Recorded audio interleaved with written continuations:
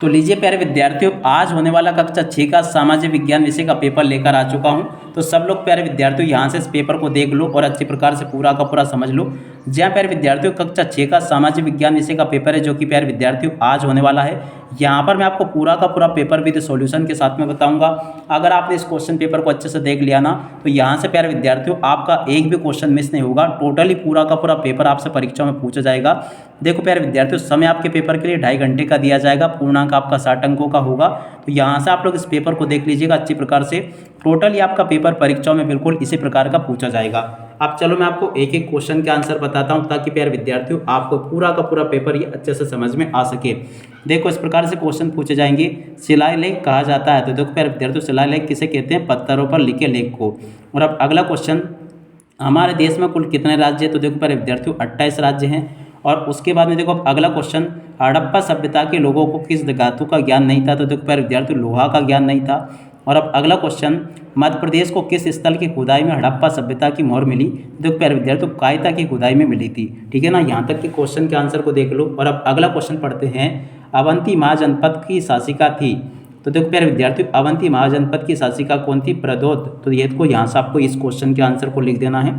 सभी के सभी यहाँ तक के क्वेश्चन के आंसर मैं आपको अच्छे से बता चुका हूँ। A to Z सभी के सभी क्वेश्चन के आंसर बता दिए। आशा करता हूँ कि सभी क्वेश्चन के आंसर आपको अच्छे से समझ में आ गए होंगे। और उसके बाद में देखो प्यारे विद्यार्थियों, यहाँ से आप लोग रिक्त स्थानों को भी देख लो। रिक्त स्थान आपके पेपर में परीक्षा में इस प्रकार से पूछे जाएंगे, जैसा कि मैं आपको बता रहा हूँ। एक भी क्वेश्चन का आंसर प्यारे विद्यार्थियों यहाँ से आपका मिस नहीं होने दूंगा। टोटली सभी के सभी क्वेश्चन के आंसर बताऊंगा। यहाँ पर क्वेश्चन लिखा है, सांची के स्तूप का तोरण द्वार का निर्माण के काल में हुआ? तो देखो प्यारे विद्यार्थियों कुषाण काल में हुआ। और अब अगला क्वेश्चन, स्वर्णयुग काल को कहा जाता है? तो देखो प्यारे विद्यार्थियों गुप्त काल को स्वर्णयुग कहते हैं। और अब अगला क्वेश्चन, नालंदा वर्तमान में राज्य में स्थित है? तो देखो प्यारे विद्यार्थियों नालंदा जो ना वर्तमान में बिहार राज्य में स्थित है। और अब अगला क्वेश्चन, ईसाई धर्म के संस्थापक थे? तो देखो प्यारे विद्यार्थियों कौन थे? ईसा मसीह थे। और अब अगला क्वेश्चन, विक्रमादित्य की उपाधि को मिली? तो देखो प्यारे विद्यार्थियों चंद्रगुप्त द्वितीय को मिली। देखो यहाँ तक के सभी क्वेश्चन के आंसर मैंने आपको बता दिए। और प्यारे बच्चों, अगर आप लोग वाकई में कक्षा 6 में पास होना चाहते हो ना, तो आप लोग अभी की अभी हमारे यूट्यूब चैनल को सब्सक्राइब करके बताओ, जिससे कि हमें पता चल सके कि आप लोग वाकई में कक्षा 6 में पास होने वाले हो। केवल वही बच्चे चैनल को सब्सक्राइब करेंगे जो कि वाकई में पास होना चाहते हैं। अगर आप लोग फेल होना चाहते हो ना, तो फिर आपको चैनल को सब्सक्राइब करने की कोई आवश्यकता नहीं है। ठीक है ना, आप सब लोग इसको देख लीजिएगा। इस प्रकार का पेपर आपसे परीक्षा में पूछा जाएगा। अब चलो जल्दी से हम आगे बढ़ते हैं, समझते हैं आपके पूरे पेपर को और इस पेपर के पूरे सॉल्यूशन को। अब इसके बाद में देखो प्यारे विद्यार्थियों, यहाँ पर आपसे क्वेश्चन इस प्रकार से पूछे जाएंगे, सबसे कम साक्षरता वाला राज्य तो देखो बिहार होगा, और सबसे अधिक साक्षरता वाला राज्य केरल होगा, और जनजातीय बोरो काशी की जोड़ी असम से मिल जाएगी, और गोंड भील जनजाति की जोड़ी मध्य प्रदेश से, और उसके बाद में देखो तांबा और अभ्रक की जोड़ी का मिलान बिजली का सामान से हो जाएगा। ठीक है ना, इस प्रकार से इन क्वेश्चन के आंसर को देख लेना।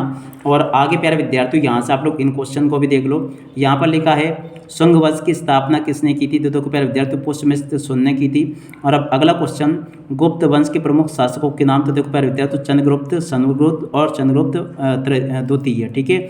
और अब अगला क्वेश्चन, ग्राम पंचायत के मुखिया को क्या कहते हैं? तो देखो प्यारे विद्यार्थियों सरपंच कहते हैं। और अब अगला क्वेश्चन, शहरी क्षेत्र की स्थानीय संस्थाएं किन्हें कहते हैं? तो देखो प्यारे विद्यार्थियों नगर पालिका और नगर निगम को कहते हैं। और अब अगला क्वेश्चन पढ़ते हैं, जिला प्रशासन का मुखिया क्या कहलाता है? तो देखो प्यारे विद्यार्थियों कलेक्टर या डीएम कहलाता है। ठीक है ना, यहाँ तक के सभी क्वेश्चन के आंसर मैंने आपको बता दिए। अब चलो जल्दी से हम आगे बढ़ते हैं, आगे क्वेश्चन को देखते हैं, प्राकृतिक वनस्पति किसे कहते हैं? तो देखो प्यारे विद्यार्थियों यहाँ तक के सभी क्वेश्चन के आंसर मैंने आपको बता दिए। अब चलो मैं आपको ये बताता हूँ कि प्राकृतिक वनस्पति किसे कहते हैं। टोटली सभी के सभी क्वेश्चन के आंसर बताए जाएंगे।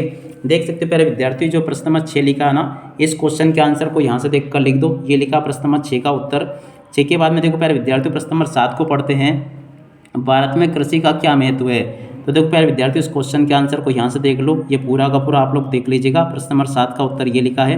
7 के बाद में देखो प्यारे विद्यार्थियों प्रश्न नंबर 8, भारत में पाए जाने वाले 2 खनिज पदार्थों के नाम आपको लिखने हैं। तो देखो प्यारे विद्यार्थियों 2 खनिज पदार्थों के नाम यहाँ से आप लोग देख लें और इनको पूरा का पूरा याद कर ले इस प्रकार से।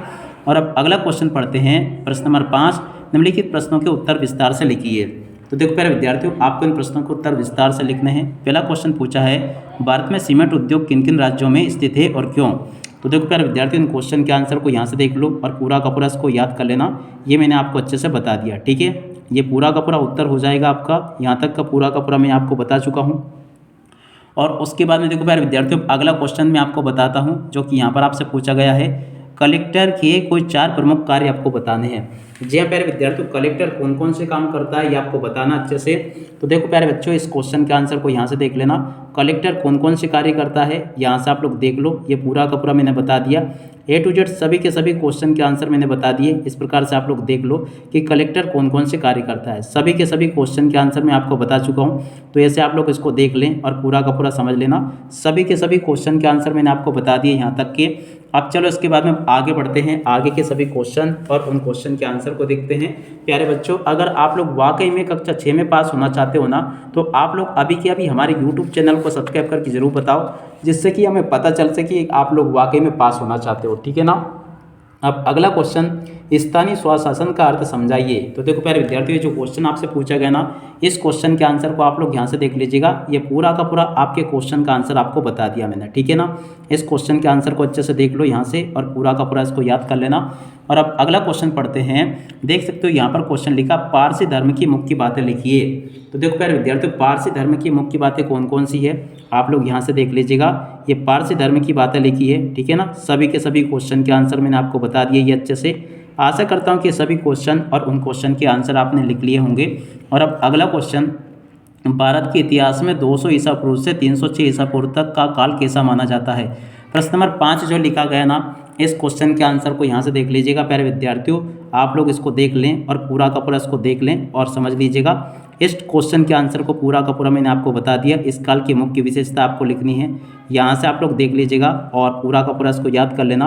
अब चलो प्यारे विद्यार्थियों, आगे बढ़ते हैं, आगे के क्वेश्चन को देखते हैं। तो देखो प्यारे विद्यार्थियों, टोटली आपके पेपर में परीक्षाओं में इसी प्रकार के क्वेश्चंस पूछे जाएंगे जैसे कि मैंने आपको बताए। आप सब लोग इस पेपर में बताए गए सभी के सभी क्वेश्चन को और उन क्वेश्चन के आंसर को अच्छे से कंप्लीट जरूर कर लेना।